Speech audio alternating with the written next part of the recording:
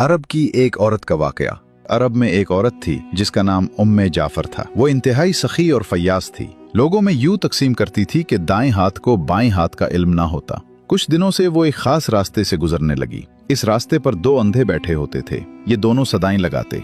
एक अंधा कहता था, इलाही मुझे अपने फजलो करम से रोजी अता फरमा। दूसरा अंधा सदा लगाता, या रब मुझे उम्मे जाफर का बचा हुआ अता कर।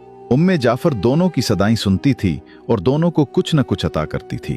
जो अंधा अल्लाह के फजल का तलबगार होता उसे वो 2 दिरहम दिया करती, जबकि जो अंधा उम्मे जाफर के फजल का तालिब होता उसे वो एक भुनी हुई मुर्गी अता करती।